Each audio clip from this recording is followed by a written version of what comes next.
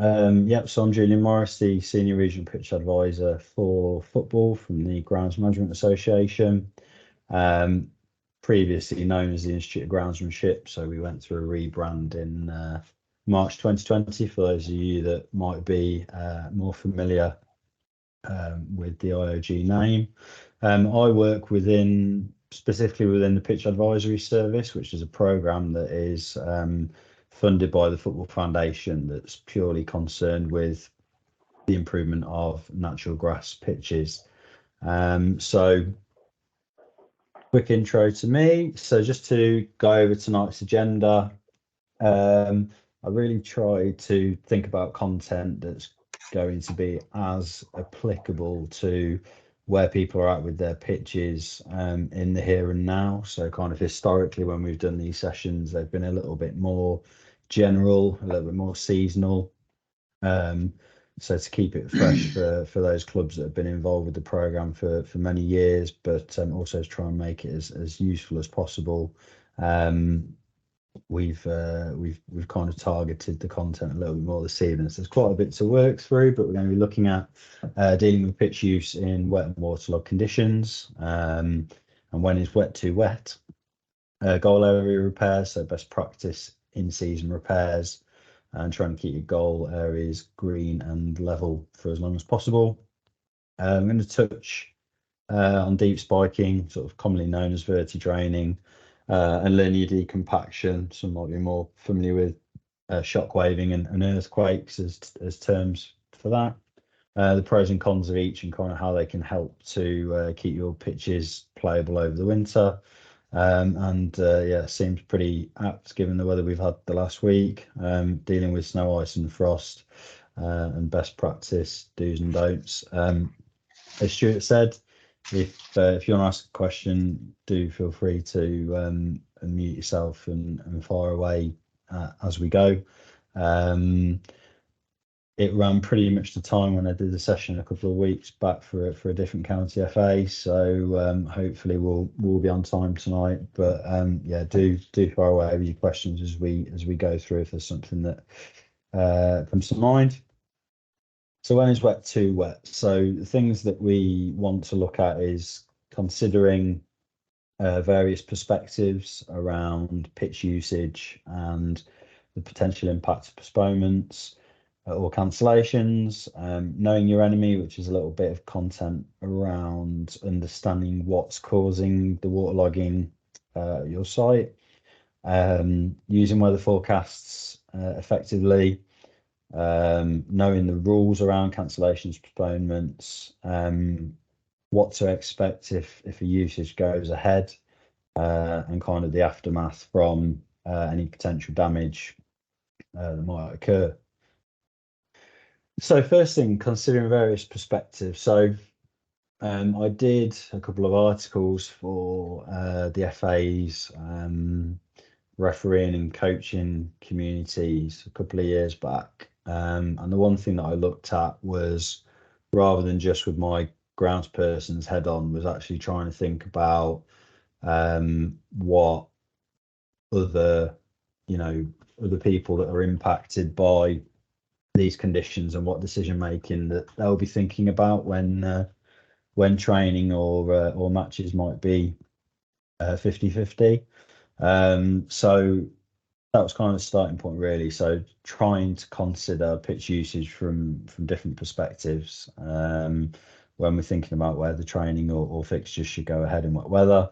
Obviously, from a grounds person's perspective, we would be thinking about kind of the hours of preparation that have gone into getting the pitch ready for the game or training, potential repair that might be required if usage goes ahead. And obviously the short and long term impacts of playing in those conditions, and they'll be the things that will be at the forefront of the grounds person's mind. But on the flip side, there are other people that will equally be toying with various factors when they're thinking about this. So club officers and coaches will be thinking about fixture congestion potentially. Depending on the level that you play at, team and support travel, it could be a consideration. coach and player availability for rearranged fixtures and loss of revenue as well. If we're thinking of a Saturday fixture that gets pushed to midweek, for those of us that are kind of, particularly for those of us playing sort of football within the National League step system, that could be a big factor. And in theory, match officials broadly tend to deal in the here and now. So they'll primarily, or they should be primarily focused on A, player safety, and B, pitch playability. So that should be kind of their primary motivations in sort of deciding whether a fixture goes ahead or not. So are the conditions likely to impact the actual playability of the game, and equally the safety of the players. So leading on from that, it's a really good starting point to sort of try and understand what is the cause of potential waterlogging or standing water on your site. And this kind of image on the right is kind of a useful example of somebody that's done a test pit at a site to try and determine what the cause of the waterlogging is. And we can see fairly clearly from this image that we've got relatively shallow groundwater. And obviously this is going to mean that when we get rainfall, there's absolutely nowhere for water to go once it reaches a certain depth. So relatively kind of irrespective of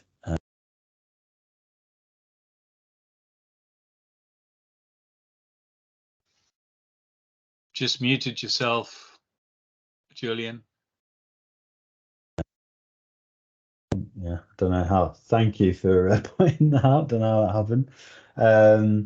So I think that obviously if we're looking at that topsoil, irrespective of kind of how well structured it might be, how free draining that topsoil might be, as soon as the water kind of reaches that water table, it'll then start backing up through the soil profile, and then that's when we'll experience standing water, and it'll only be at the point that water in the subsoil starts to drain away that we can sort of expect a significant improvement in the playability of the pitch. So that can be one sort of initial factor to look out for. There are lots of people are kind of very quick to blame a high water table if they've got a poorly draining pitch. They can't say, yeah, we've got a high water table. Not necessarily the case. There are other factors that can play a part. The next one to sort of talk about is thatch layers, and that's essentially a layer of organic matter that can basically build up between the crown of the grass plant and the soil. So basically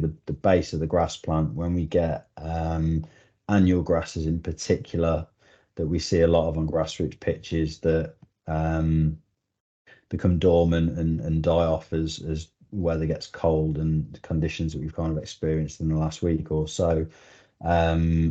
When they sort of break down and we get dead shoots and stems and nodes and roots that can sort of quickly create a thick mat, basically, and that essentially acts like a barrier. So water, oxygen, and nutrients through fertilization that we might apply penetrate a lot more slowly, and those thatch layers can hold an enormous amount of water. So a little bit like a kitchen sponge, if you imagine kind of filling that with water, that's somewhat what a thatch layer can behave like. So if we are doing inspections using the Football Foundation's Pitch Power app, or we're taking soil samples for other reasons, or we're indeed digging test pits like the ones on the right, very much worthwhile trying to familiarize yourself with what a thatch layer looks like, and determining if that could be the cause of standing water. The next one, and probably one of the most common contributors to waterlogging that I see, are compacted soils. So what we can sometimes see is that actually lower down in the topsoil. So, for instance, if the top 100 millimeters, 10 centimeters is very compacted through play, through machinery usage, certain soil types are more susceptible to compaction than others. We can see that basically what happens is that we get a really tight compacted structure, and basically what that means is that similarly to the previous point that we discussed, water, nutrients, oxygen has less space within the soil to penetrate and work its way across and down through the soil profile. So if you start to take samples and you can actually see that it's drier at depth, or it starts to become drier at depth, that's quite a good sign, because it actually means that works that we can carry out to relieve compaction, like deep spiking, or as I mentioned, often referred to as vertic draining, or linear decompaction, they can really help to decompact that topsoil layer that's kind of slowing the penetration of water, but it can actually also bypass that and actually get straight into kind of that either lower topsoil or subsoil that might be more permeable. So that's something to bear in mind. And then the flip side to that is whether we encounter soil debris or pans at a certain depth. So a pan kind of relates to being able to get your spade or your soil sampler into a given depth, and then finding that there's a very hard layer of stone, debris, gravel, whatever it might be. And dependent on the soil makeup, the subsoil, and the type of debris that you're encountering, it can either be quite good news in terms of drainage or bad news. But generally speaking, what it will do is it will have an impact on turf health. So if your roots of your grass plant can't get any deeper than 100 millimeters, for example, because there is a pan of debris, that'll have an impact, but it could also slow the penetration of water. And then equally, if you've got a really poor quality subsoil, or for instance your topsoil's kind of relatively loamy and the structure's okay, but actually your subsoil kind of a really dense clay, equally that can kind of be an impermeable layer through which water travels very slowly. So it might not necessarily be the definition of a high water table, but it might be that you end up with kind of a suspended water table, because that subsoil is so impermeable that once the water gets through the topsoil, it really penetrates very slowly. So really kind of important when we're talking about, our pitch drain's really bad, or we've lost loads of fixtures, to really try and get a grasp of what the cause is, because until we get a grasp of what the cause is, we can't effectively try and think about how we might resolve that. So there are certain situations in which a drainage scheme might be a non-negotiable if we're really trying to limit cancellations. But in some circumstances, there are some good maintenance practices that we can do to try and improve the how the pitches cope with rainfall. So yeah, good to try and determine that. Obviously, if you are going to be digging test pits, the example on the right hand side is a bit of a extreme messy one, but generally speaking, they're about half a meter squared, and that'll typically be wide enough and deep enough to enable you to kind of have a good look at what's going on. Obviously, ideally, we want to do it on a, well, not ideally, we definitely in season want to be doing it on an off pitch area. And it can be a good idea to do it on a few locations across a site if you can, just to kind of see that the issues are consistent across a site. And this is the best time of year to do it, really. There's probably not an enormous amount of appetite to be digging muddy holes with the weather that we've had today, or certainly where I am. But this is the best time of year to do it, because as you can imagine, if you did it in the summer, it's not going to show if you've got a high water table or potential problems like that. So if you can, now's the best time to do that.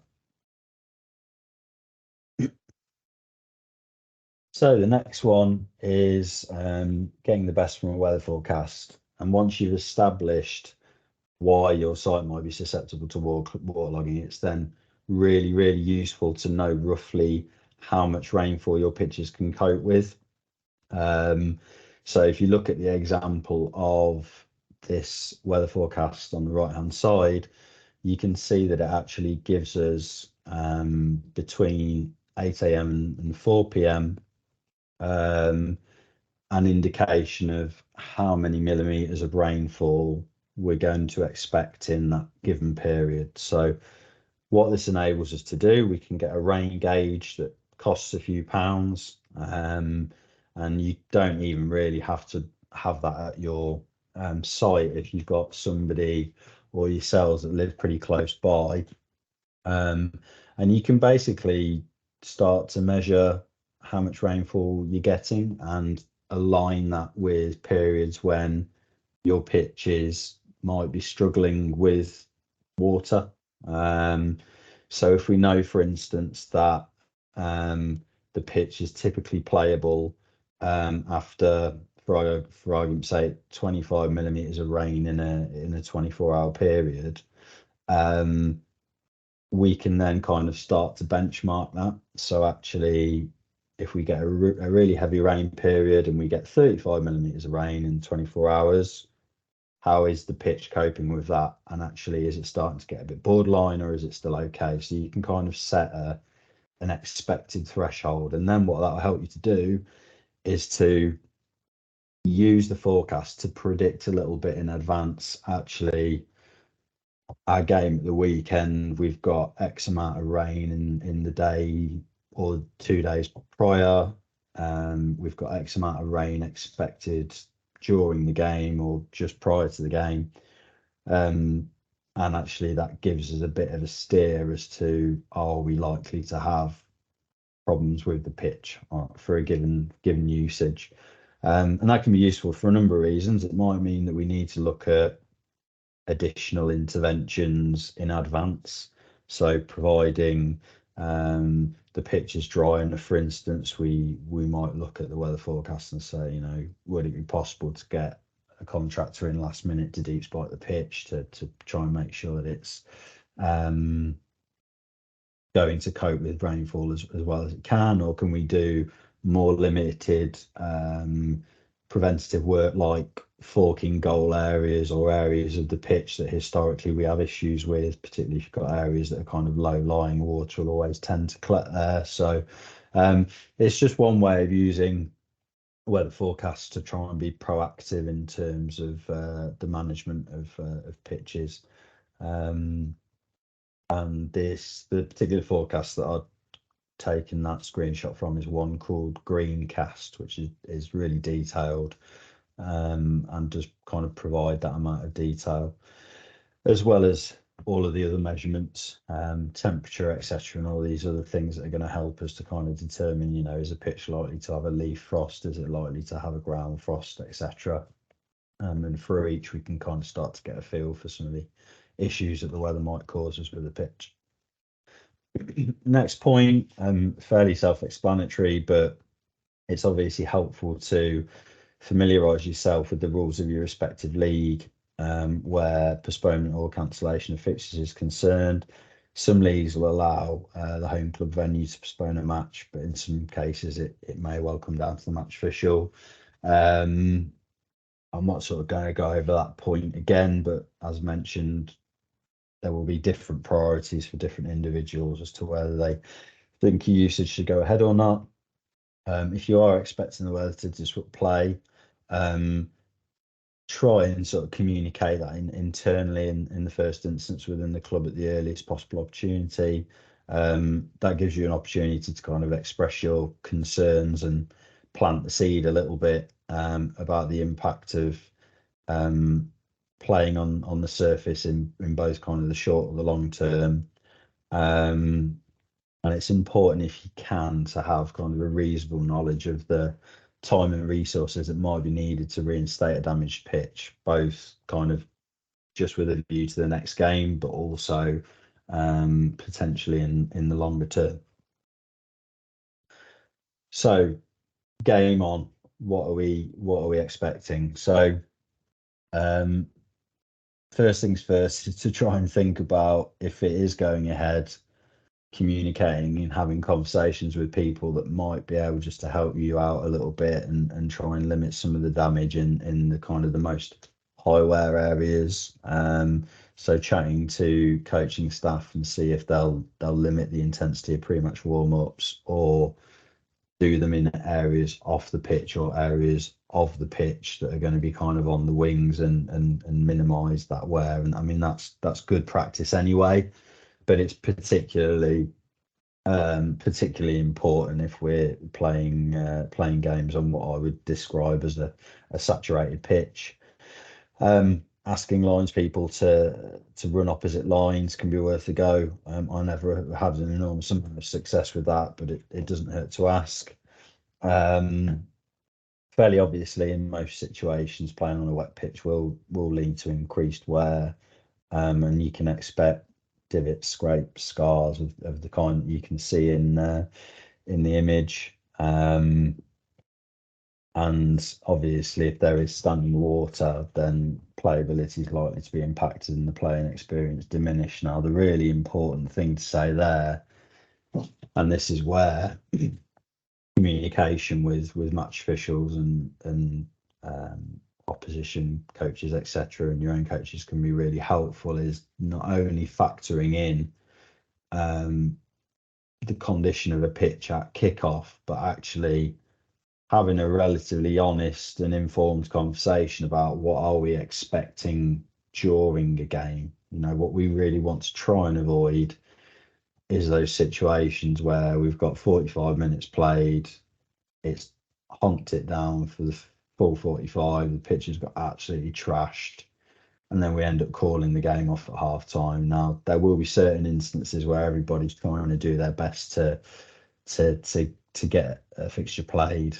but you know, those are the sorts of instances that can really put a pitch behind for kind of the remainder of the winter. And obviously, the worst case scenario is to have situations like I'm describing kind of now or before now in terms of the winter, because you're then faced with the rest of the winter where the pitch is going to be really struggling. If you kind of get these sorts of usages in kind of back end of January, February time, you can kind of see the light and think, okay, well, March is just around the corner. I can sort of see spring in the not too distant future. But if we kind of get, you know, really sort of heavy damage now, there's no capacity for recovery. Grass plant's gone dormant. All we can really hope to do is carrying out certain maintenance operations that are going to help to kind of get the grass plant to stand up and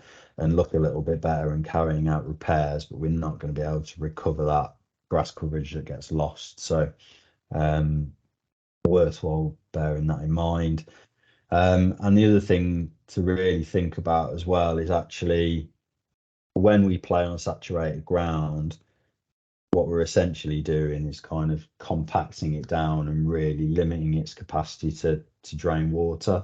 So we need to be thinking about not just that fixture in the here and now, and that can be difficult depending on who you're talking to, but also what is the ongoing impact. If we get this game played, yes, but actually what does that mean for next week and the week after and the week after? And when I say that, what will most likely happen is if we play a game in saturated conditions, is that then we'll find that actually it will come a point where we get to a week where actually there hasn't been that much rainfall and the pitch would have never normally have struggled with waterlogging, and actually we'll find that a pitch isn't fit where we would have normally expected it to be. So try and sort of factor that into your thinking if you can. So the aftermath, well, here's a pretty good example of what can happen if you're desperately trying to get a fixture played, or in this case, a training session played. This was at Coventry City's training ground. The manager at the time, Tony Mowbray, had come to me, or rather I'd gone to him in the morning and said, look, the weather's absolutely horrendous. At that point, we were not fortunate enough to be blessed with a pitch that had drainage.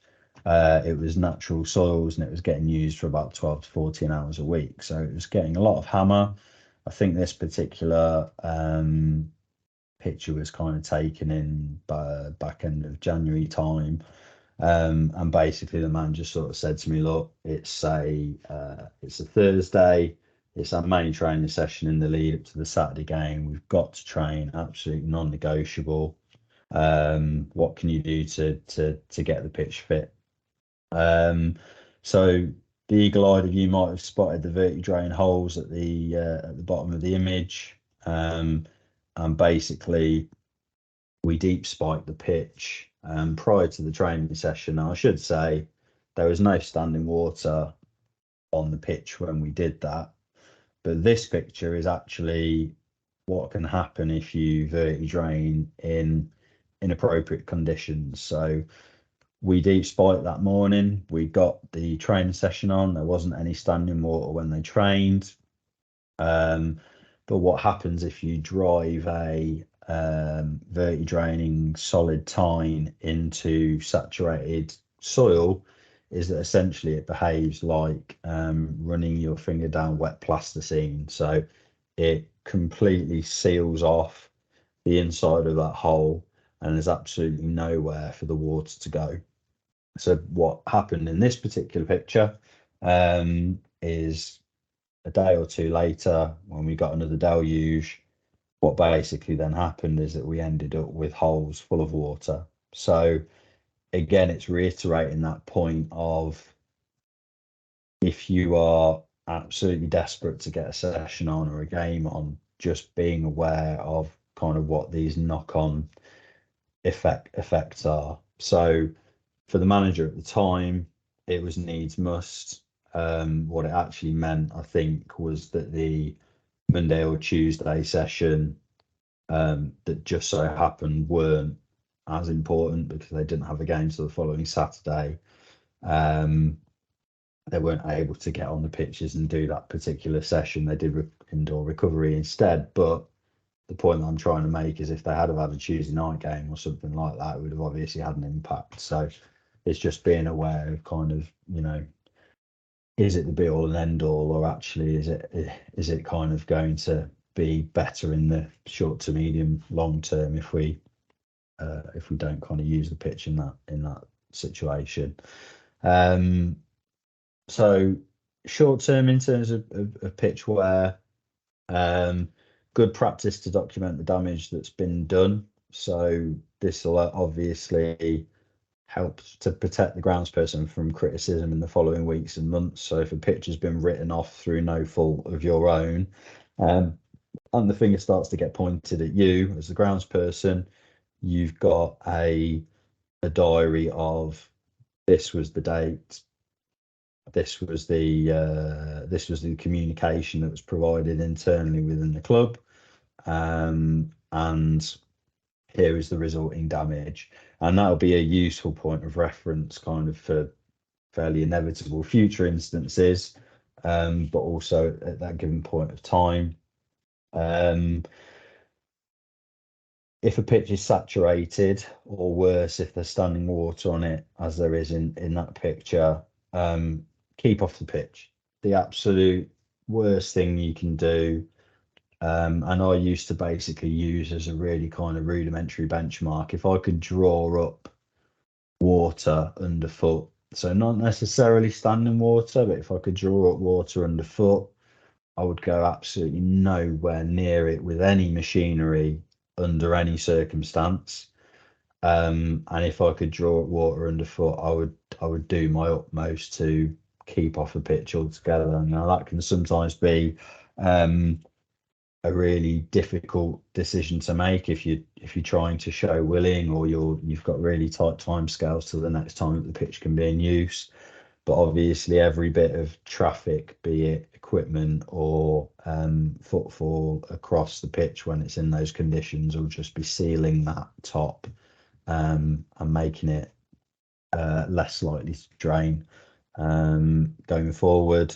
Number one absolute cardinal sin: do not go anywhere near a pitch with a roller when it's wet, when the ground is saturated. I mean, I don't generally advocate rolling at all, but what will basically happen is that if you roll in wet conditions, it will just completely seal the pitch surface off. That kind of space in the soil that we spoke about for water, oxygen, nutrients to penetrate will be completely closed off, and you'll just end up with a sheen of water sitting on the top the next time that you get any meaningful rainfall. So that's the absolute no. Divot repair on foot with a fork, incredibly onerous, but one of the most effective and simplest ways to repair a pitch. In the first instance, kind of, if you've got access to a pedestrian drag brush that you can drag behind you, or a drag mat, if it's kind of not squelching underfoot and it's reasonably okay, that can help to stand the grass back up.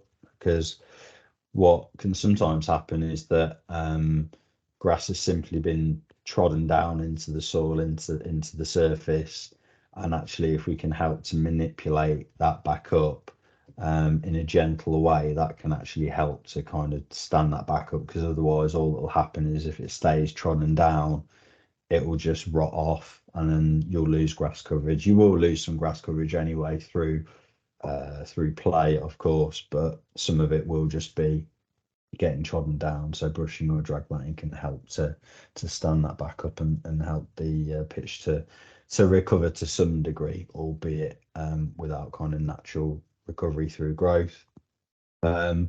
And the point that I made earlier, only once there's absolutely no evidence of water being drawn up underfoot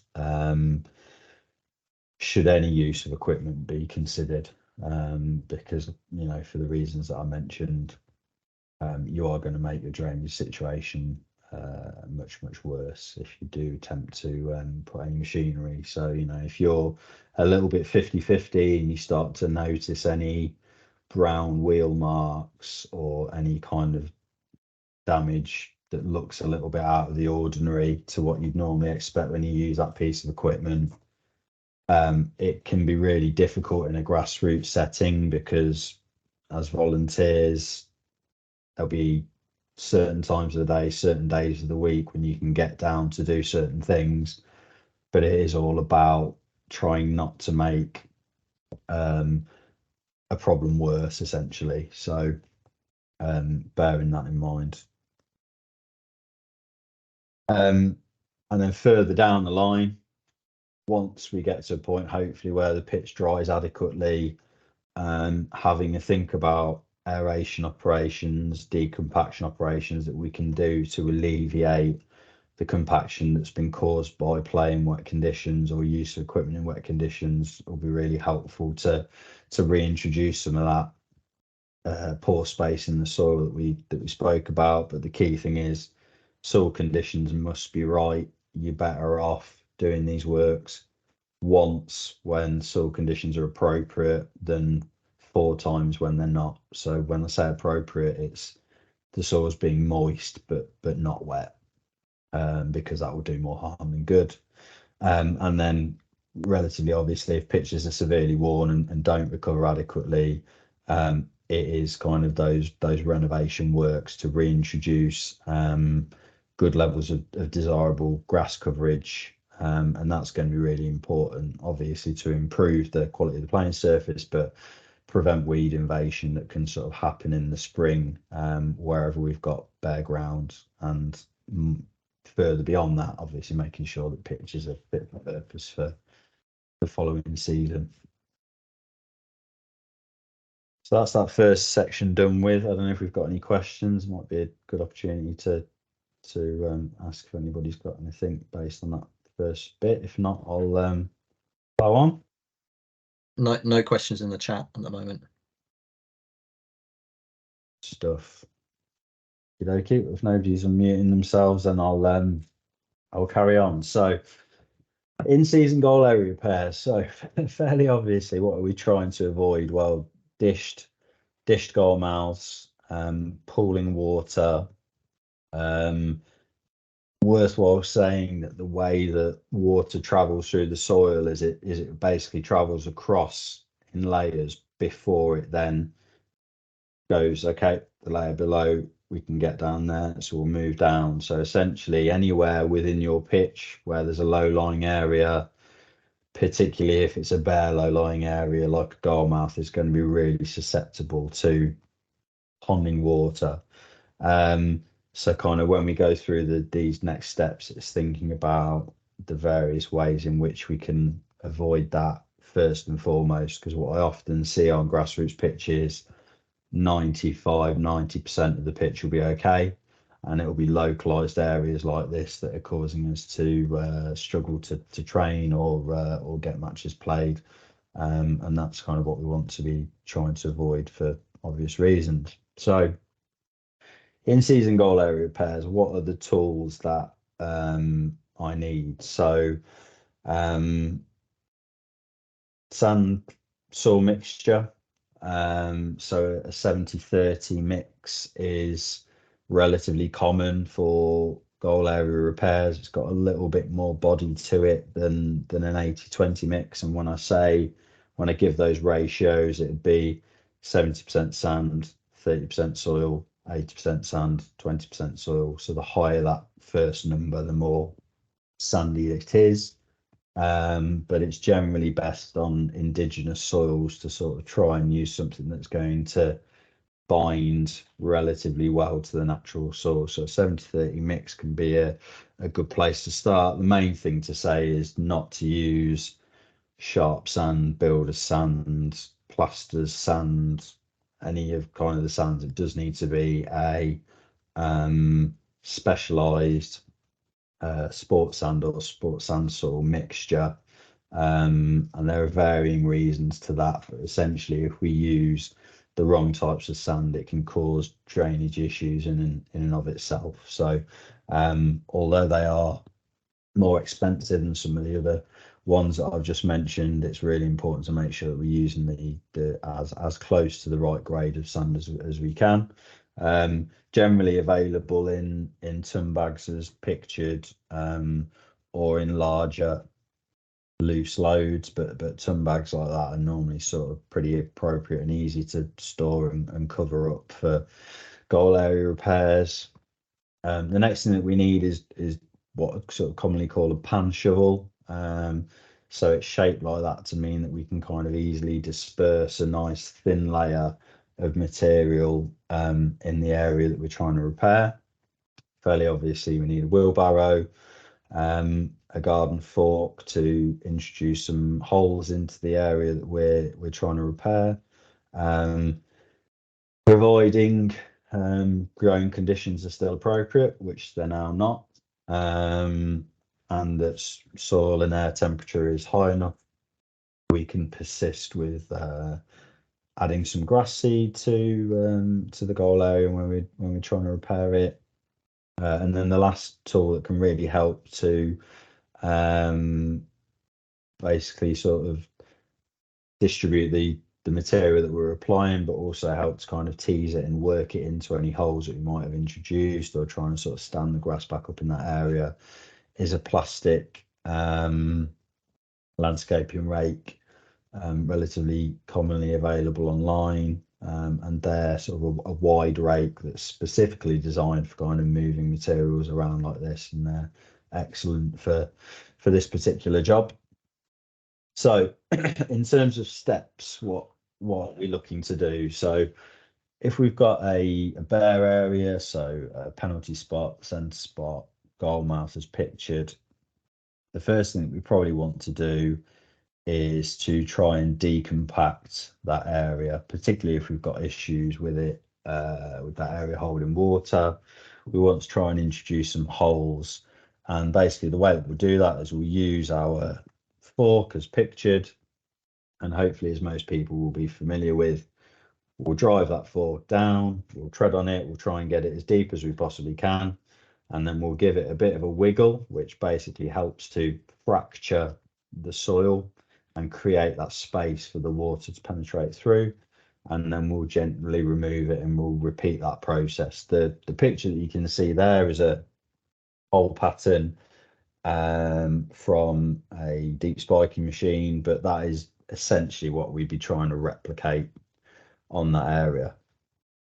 We then look to use our sand soil mixture, and basically what we're looking to do is to apply little and often to these areas. So it's not a question of getting an area that's dished and throwing lots of sand soil mix into that area and hoping that it's going to bind with the natural soil that's already there. What you'll basically be left with if you do that is just a lot of loose material that's not going to be very pleasant to play on, but is also likely to kind of get kicked out. So what we want to try and do with this to improve the drainage characteristics of that area and to help that material bind to that area and improve the surface level over time is to kind of do those repairs little and often. So if we do have the time to do it, doing it on a weekly basis is great, or fortnightly or monthly if you haven't got the available time to do it that often. Basically what we want to try and do is put a small amount onto that pan shovel that I showed you in the previous image and basically dress the area in an arc. So you're trying to do a semicircular motion, kind of starting at hip height on your right hand leg if you're right-handed, and then you're basically just trying to put a thin layer over the area. And basically you'll then repeat that process across the area that you're trying to repair. You'll potentially give it a bit of a going over with the rake to try and work it into some of those holes, and obviously that can equally help to create channels for the water to penetrate through, because we're actually introducing some of that sand soil mix that's free of draining into the soil. And then we kind of repeat that process until we've got, you know, a relatively even layer, but not too much depth in that area. Now, the other challenge with putting on too much material in one hit is if we've still got grass cover, as you can see in that third image along, if you just throw a load of material on that, it's just going to smother it all and kill all of that off. So it really is about little and often with this process, using that rake to just tickle it into kind of the base of the grass plant if you have got grass left there.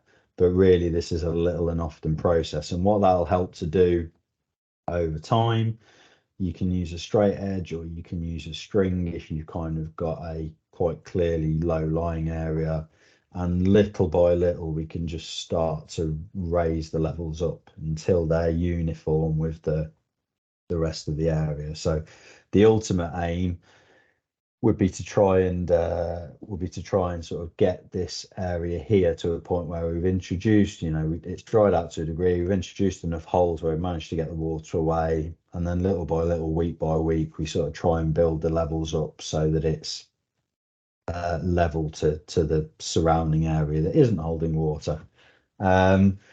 Really important to say that this is not an operation that is reliant on being able to reinstate grass coverage.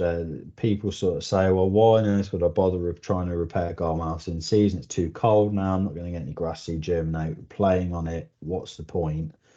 Well, the point is that come the end of the season, we're not having to think about rotivating Garmouse, returfing Garmouse, really difficult works that then take a long time to reinstate. We've got a nice level surface. that essentially all we need to then do is seed into. So that might be a contractor coming in with a disc seeder and sort of seeding straight into that nice level goal mouth and getting a good establishment that way. Or it might be kind of localized hand repairs. But if we've got that level, and if we are level with the surrounding surface, then that's a really, really brilliant starting point. So worthwhile saying that straight off the bat. If we are getting into kind of back end of March, start of April, by all means do get a head start and thinking about introducing a little bit of grass seed in with that mixture that you're applying as well. And then the last image, if you are fortunate enough to be able to water any areas, even if it is just goal areas, making use of germination sheets or scaffold netting, which you can get 50-meter rolls of for not very much money. Does a similar job to germination sheeting, but it's considerably cheaper. You can use that to kind of protect areas whilst the grass seed is germinating, and that will help to keep any pests off it, and hopefully equally it will help to speed up the germination and the establishment, and that can probably be left on for a couple of weeks until we start to see the grass seed poking through. Appreciative on sites that might be open access, recreation grounds, etc. There is obviously potential that they can get ripped up, messed around with.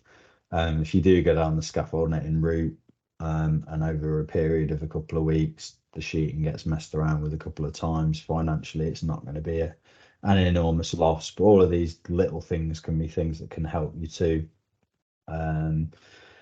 just gain a little bit of an advantage in terms of trying to reinstate those goal areas, because they are kind of generally the ones that we tend to see struggle when people have been doing their pitch renovations. So any head start we can get is really helpful. So again, if we've got no questions at this stage, I'll move on to the next section. So We've got one. Oh, Richard. okay. Yeah, Richard, do you want to unmute yourself? If you're still there. Yeah, thanks, There we go. Andy. Yeah, Go hi, ahead, Julian. Richard. Richard Maxwell, Huntingdon Town. On the deep spiking, obviously we'd be using solid tines quite a lot of the time, but Yeah. is there a case for when you would potentially consider hollow tines? Hollow tines generally are used if we're more typically used in golf, for instance. So they'll use them on greens and tees, and the reason they do that is the types of grasses that they use on those areas create a lot of organic matter. So it can be quite important in those scenarios to hollow tine to try and reduce that organic matter, and then quite typically they'll sand dress after that again to sort of try and control that.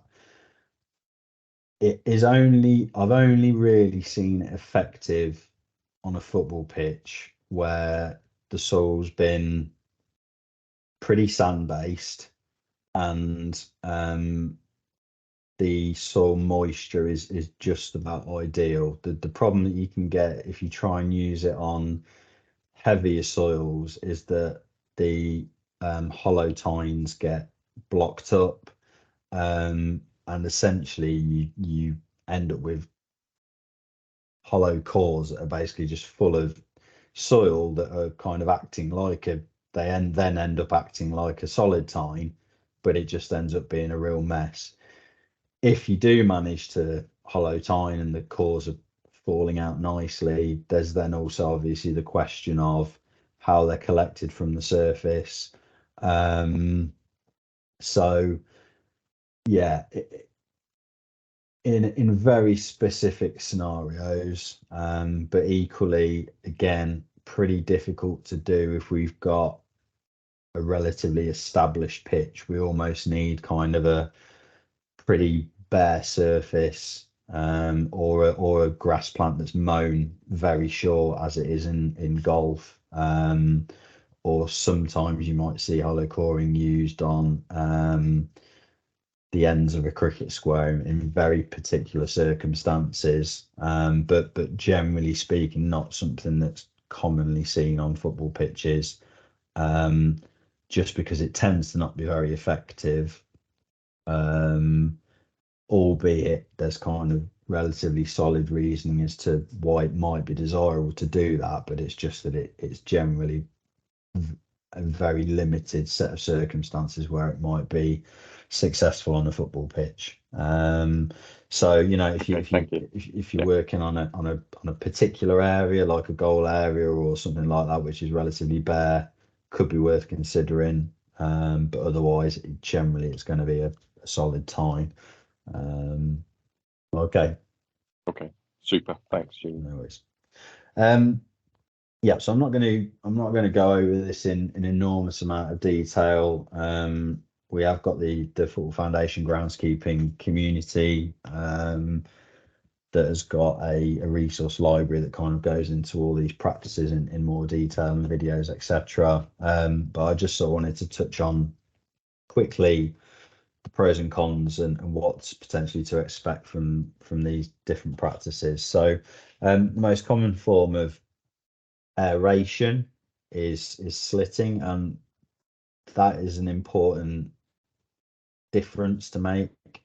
Aeration and decompaction are not necessarily the same things. We can aerate a soil without decompacting it. So that middle machine that you see there with the slit knives, that is a Sisis Mega Slit, I believe. And basically what we're doing there is the slit tines are entering the ground as the tractor moves forward and creating channels and aerating the soil without any fracturing effect. The difference with a deep spiker, as pictured at the top, is when those tines enter the ground, they will, as the machine moves forward, drive in and out, and then as the machine moves forward, will fracture. So we'll get a levering effect of those tines, as a sort of likened to a garden fork, when the machine, when the tines enter the ground and exit the ground, and that basically is creating that pore space in the soil and creating that fracturing effect. The machine that is at the bottom is a linear decompaction machine. That particular one is a Shockwave. There is also another manufacturer that produces one called an Earthquake. And essentially what they do, they are also driven linear knives that enter the ground, but they vibrate. So again, it creates that fracturing effect. That can be particularly effective if we're looking to do decompaction work that is really solely concerned with improving the drainage characteristics of a pitch. Creating those channels through linear decompaction can be really, really effective, because what it essentially does is that when we do get rainfall and it travels across the layers as I described, is we've actually got those channels in the ground for the water to kind of to run away and travel through. Important considerations with this is I generally wouldn't recommend it's done beyond kind of early January if you've got clay soils, because those slits that are introduced can last quite a long time. And if you've got clay soils, what can essentially happen is if it's done kind of too close to the spring and then you get a dry spell, as the soils start to shrink, you can get cracks that open up. So linear decompaction, really, really fantastic if it's timed correctly in kind of the autumn, winter at a push, providing we haven't already had too much rainfall. And the other thing to consider with that particular one is if you've got quite stony soils, that particular machine can drag some of that to the surface. So do have a discussion with your contractor if you're thinking about having that work done, because it can be really effective on the right sites, but it's worthwhile just factoring in those things to consider. Verti-draining or deep spiking, on the other hand,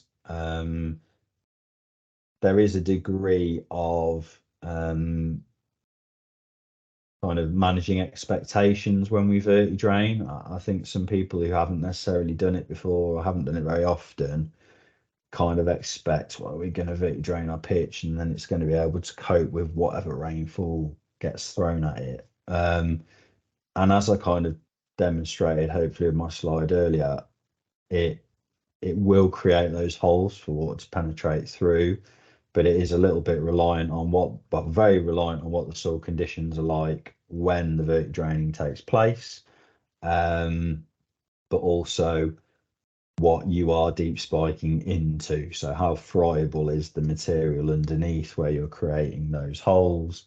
On the flip side, it is pretty much without a doubt the most important operation in terms of, or the most important decompaction operation in terms of turf health. I often kind of refer to deep spiking as a free fertilization, because on pitches where it's never been done before or isn't done very often, it can unlock a lot of nutrients and oxygen in the soil that essentially behaves like a free fertilizer. So your grass plant's suddenly able to tap into nutrients and pore space that it wasn't able to before, and you can sort of physically see an improvement in visual turf colour, turf health, and obviously one of the main sort of functions of the deep spiking is to create holes for the roots, both to improve in terms of depth but in terms of density as well. So it's really kind of understanding when we're doing these operations what we're wanting from them and what the right one is to do at the right time.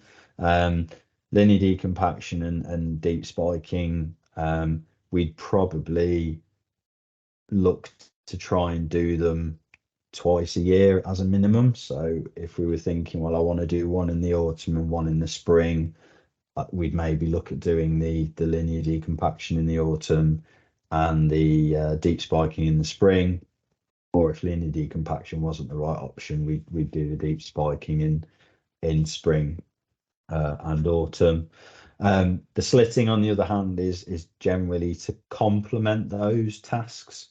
So if we've got our own slitter or we've got a contractor that can do that for us, it's trying to do that fairly regularly at a time of year where it's going to be most effective. So the thing to remember kind of around all of this is moist soils, so not dry, so that the machine's not going to enter the ground and it's not going to be effective in what it's doing, but equally we can't leave it till the ground is too wet when we do this. So these are not operations that we want to be doing when the pitches are already struggling with standing water, waterlogging. These are things that we want to be doing preventatively so that the pitches are better able to cope with those rainfall events when they come. So if you're thinking, well, we'd quite like to do it now, but actually it's too wet, it's probably just a question of kind of biding your time until the soil conditions are appropriate, taking a few soil samples or getting a spade and having a bit of a look what the soil is like before you consider doing that. Right, so moving on to kind of the last part this evening. So wanted to kind of talk a little bit about do's and don'ts and best practice dealing with snow and ice, and in particular frost on natural grass pitches. So we'll be kind of looking at where to start, what the things are to consider, best practice, and then realistic ways of dealing with snow in a grassroots environment. So I suppose that the starting point to say is that snow and frost on turf are not harmful to the grass plant in and of itself. They can be left to thaw and melt away, providing there is not an immediate need to clear snow in order to facilitate play. Frost and cold temperatures do cause stress to turf, so whilst they're not it's not harmful to leave them there over a period of time. They will stress the turf, and obviously the grass plant will go dormant when temperatures become too cold, as they were last week. But there isn't kind of a desperate need in terms of snowfall to be thinking, right, we need to kind of get this off the pitch ASAP. But I will kind of mention, a few points to come as to why that might be important. There are a few factors in terms of what a pitch is like before snowfall to think about. So if the soil is soft and we haven't experienced ground frost before we get the snowfall, it could be that soil temperatures are such that when we get snow, there is still a fair bit of warm air, and soil temperatures are high enough underneath the snowfall where there is a potential for some disease to form. Probably not something that we'd see that typically in a grassroots environment, but if you have got areas of an NLS stadia pitch that have got particularly shaded spots, or you've got kind of areas that are under trees or whatever, and you do have heavy snow, if it was kind of warmish in the days prior to when that snow came, there is a chance that there could be some disease, but it's not something that we see too much of in a grassroots environment. What we kind of may see more typically is that if the ground is already frozen when we get snowfall, the snow will essentially insulate that cold, so it's going to slow the amount of time that frozen ground takes to thaw. Flip side of that is very limited chance of disease in that scenario, because the ground is already frozen. We've already got a ground frost, and the pathogens that cause the diseases aren't going to be a problem when it's so cold. But what we probably will see is that when that snow starts to thaw, because the ground frost is making the soil bone hard, and basically that's replicating compacted soils, we've got frozen ice in all those pockets within the soil that could be expected to help water drain away.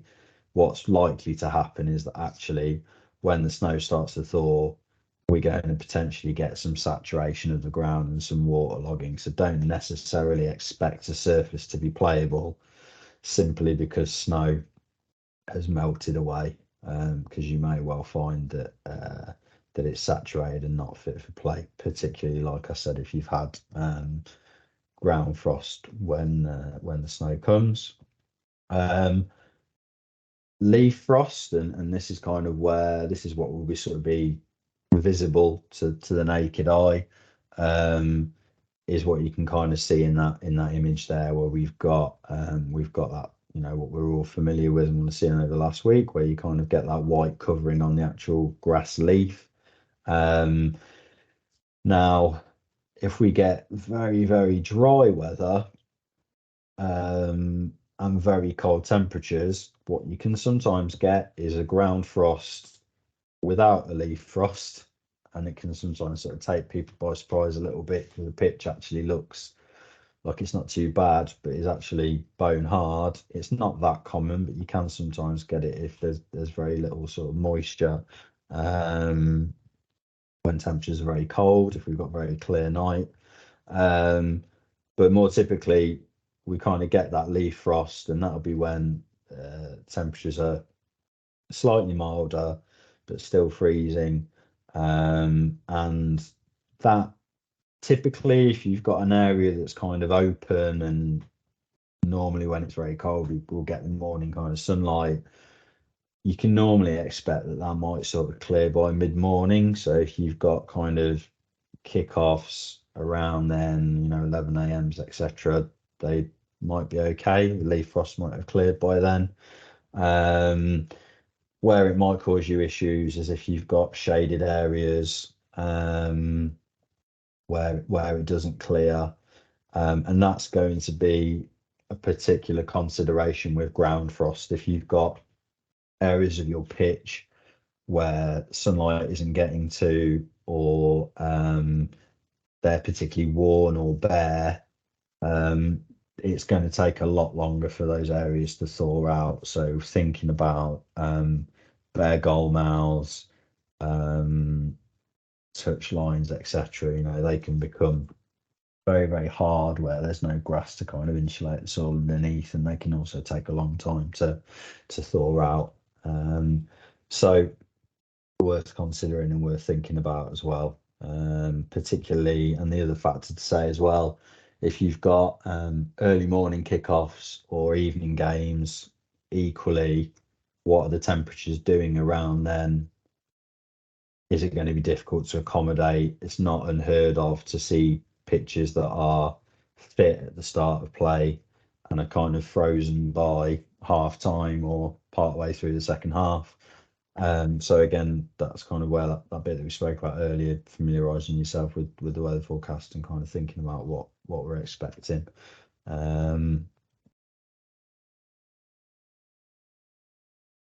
So best practice dealing with those pitches. So try and avoid any foot traffic or taking machinery onto turf when there is a leaf frost.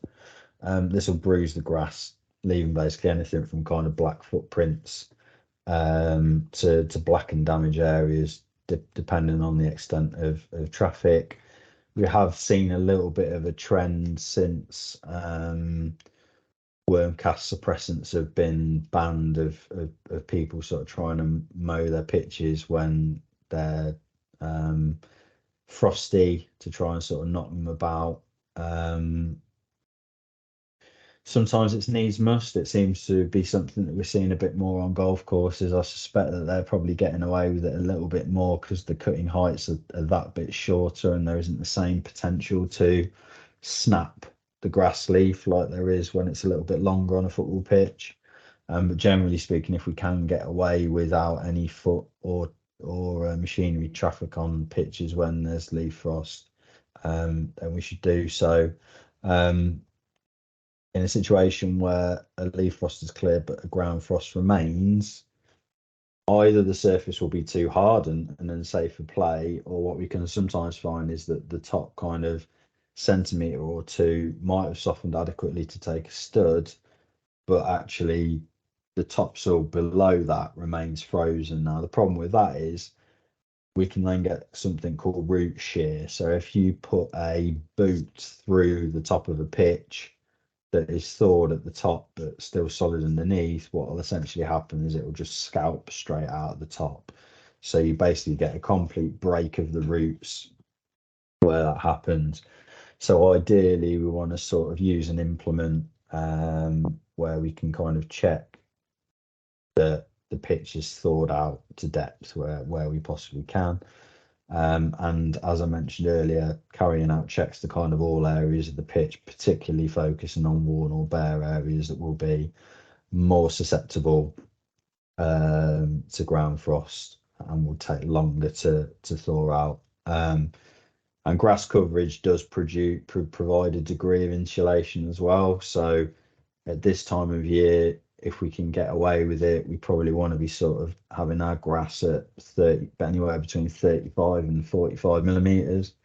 And if we've got a little bit of extra grass length, not only does that make it more tolerant to cold stresses, disease pressures, wear and kind of stress through play, it also means that it's creating a little bit of a barrier between those cold temperatures and the soil below. So if we are keeping good grass cover, that's going to help to sort of limit the how hard the ground frost might be.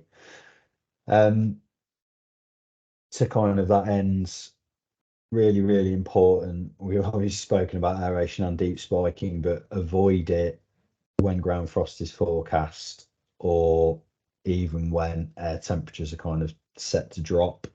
Any holes or slips that you've got in your pitch, if you then get a ground frost, it's going to make that ground freeze that much harder. I've seen some pretty some pretty notable examples of this, of areas that have been deep spiked and areas that haven't, and the areas that have been deep spiked are always that much harder than the areas that have. And the other kind of main motivation for not doing it is that you're basically creating holes for all that cold air to go straight to the roots of the grass plant, which is going to cause a lot of turf stress as well. So try and avoid doing that if frost or ground frost is forecast. Equally, any and all fertilizer applications are an absolute no when frost is forecast. You can get some circumstances where it will make the granules stick to the leaf and you'll get burn. But yeah, it's just a no. So again, if you're doing any works like that, making sure that the weather is mild enough to do so, and you've got adequate rainfall to wash any granular products in. And with most liquids, if it's a leaf application, you won't want rainfall, but you will want mild weather. Don't ever use any salt, hot water, snow melt products on or near turf. Least worst scenario, they'll burn it and damage it. More likely than not, that it'll kill the grass. And the other thing to say is, if you've got fertilizer spreaders, particularly metal ones, try and avoid sharing them with salt-based snow melt products. If you've got like hard standing areas that you're trying to treat, like driveways or paths, etc., try and use separate equipment, because they are really corrosive. So yeah, I've seen some pretty banged up machines that have been used for spreading salt. And then kind of the last point, and probably a bit of a luxury in a grassroots environment, it'll be frost protection sheeting. So if you have got vulnerable areas of your pitch that are worn, like goal areas of your pitch that are shaded, frost protection sheeting can sort of help to insulate those areas from the worst of the frost. Now, obviously, kind of in a professional setting, full pitch covers will be commonplace at kind of professional football training grounds, or in kind of the lower football leagues at stadiums. Obviously, the further up the pyramid, there'll be undersoil heating and grow lights, but at the grassroots end, protecting goal mounts and bare areas and susceptible areas with frost covers is a good place to start if you can, providing obviously that you've got the workforce to put them on and take them off. Finally, kind of moving on to dealing with snow. Another picture that I've kind of pinched here is a match day at Coram City, where we had snowfall kind of all the way up to game time. The undersoil heating had been on, but if you get adequate snowfall over a sustained period of time, it's not strong enough to kind of melt it as it falls. So you can see those fairly painstaking using orange snow shovels to kind of keep the lines clear and keep the pitch clear, but not likely to be desirable or realistic in a grassroots environment. So snow clearance is extremely labour intensive. Heavy snowfalls are very difficult to deal with. You might be able to clear kind of light snow through simple methods as kind of dragging heavy ropes over a grass surface in kind of a similar way as you would to removing dew. You can use sort of the heavy duty plastic snow shovels to sort of clear lines. Drag brushes and drag mats might be effective if you just had a bit of a light dusting, or using a handheld blower. Try and avoid using larger mechanical equipment if you can, such as tractor mounted brushes, etc.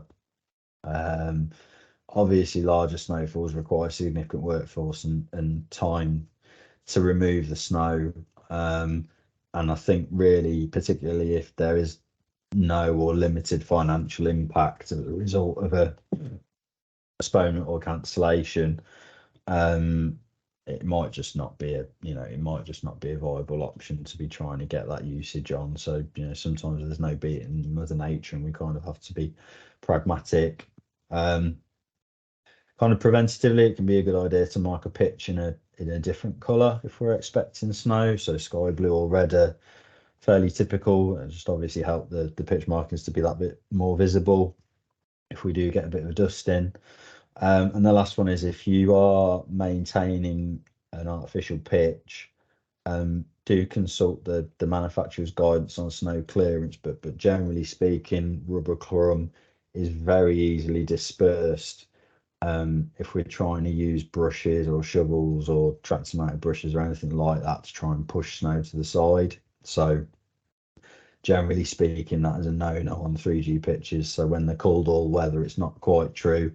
The infills are easily displaced, so do consult manufacturer guidance on what best practices around snow clearance. Obviously, the infill is costly to replace or redisperse, and I've seen it myself where you just kind of end up with piles of rubber at the side of a pitch once the snow's melted away. So do bear that in mind. Right, quick plug for before we sort of have 10 minutes for questions. Quick plug for the Hive Learning groundskeeping community. This is sort of monitored by myself as part of my role as senior regional pitch advisor. All of the content on there is created broadly by most of the pitch advisor team at the Grounds Management Association. We're all practicing or have been practicing experts, so you can sort of safely say that the content on there is best practice and it's not someone's opinion on a Facebook forum. We've got over 3,500 users on there now, predominantly grassroots grounds people, so it's become a great platform to share best practice and experience with people from clubs like yourselves. You can interact with the regional pitch advisor team on there. You can go on there and ask questions, post pictures, get guidance on particular issues that you might be facing. Like I said, we have got the technical resources area with a whole host of learning cards and tips on anything from soil analysis, different types of grass seed, best practice for line marking a pitch, all the different types of pitch maintenance equipment and practices that you can imagine, dealing with pests and diseases, weed management, all that sort of stuff. So if you're looking for guidance on a particular issue, then either drop me an email or give me a ring, but you can also find a lot of the information on the groundskeeping community as well.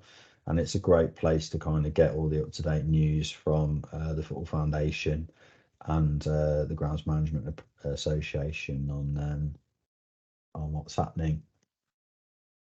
So it leaves us with just under 10 minutes for any questions. Please do fire away. These kind of sessions are very much for yourselves, so it's kind of great me chatting at a laptop screen for an hour and a half, but and talking about the things that I enjoy, but these sessions are really for yourselves to get as much out of them as you can. So please do fire away with any questions. I'm sure there'll be others that are thinking the same thing as you, but perhaps not brave enough to unmute themselves. So do fire away if you've got anything to ask.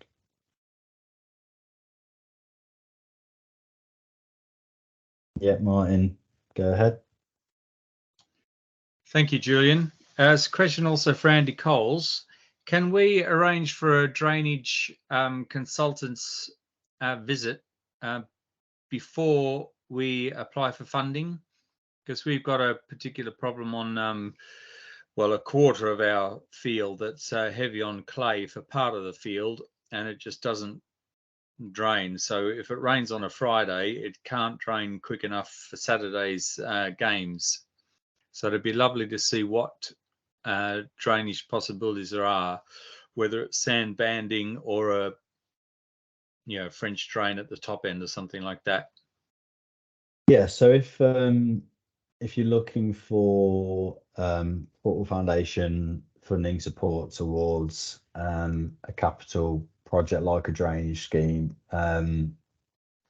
Sports Turf Consultancy is a prerequisite to that. So that obviously comes at a cost, but what I normally advise clubs to do that are looking at that is to try and have a conversation with the county FA and the Football Foundation delivery manager and try and determine what the scope of the project is and what the likelihood of it being supported is, kind of before you go down the route of forking out for consultancy, because generally the way that works is it's a bit of a chicken and egg scenario. So the consultancy needs to be sort of paid for and take place up front, but then the costs of that, providing the application is successful, can be recovered as part of that grant percentage.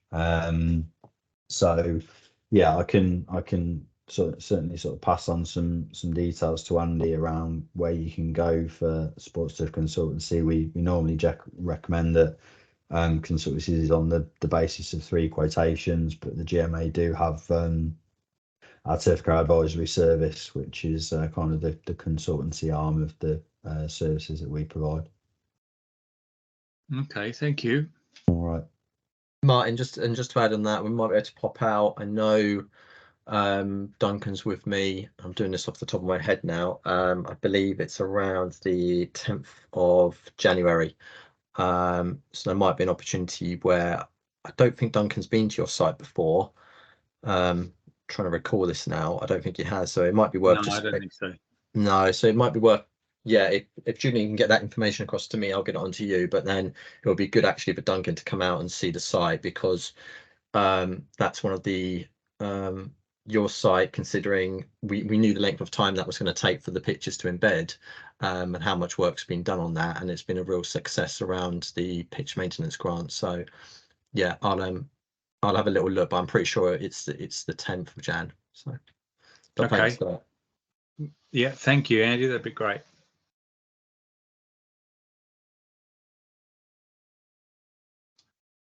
anybody else?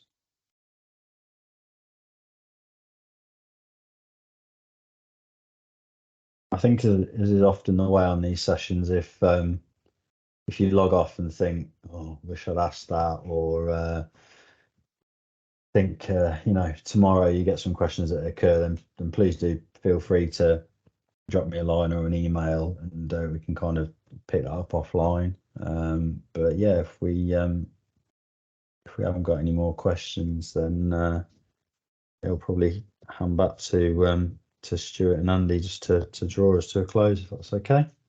Julian, I was going to ask one question, if I may. Yeah. Thinking beyond winter, Yeah. into the new year.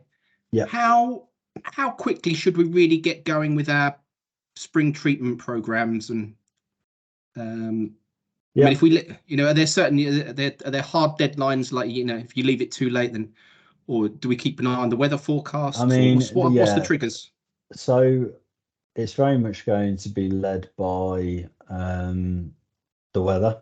Obviously, we've had some February and Marches that have been very dry and cold. We've had some Marches where the temperatures start to climb quite quickly, and you could potentially even start looking at fertilization and seeding towards the end of March. I'm increasingly keen with this summer has been an exception, but the previous 3 we've had kind of extended drought periods, and I'm sort of increasingly keen on moving away from this kind of end of season renovations idea, because basically unless we've got access to water, what that can basically lead to is work taking place mid-May, end of May, and then is experiencing prolonged drought periods and getting very little success from the work that's taken place.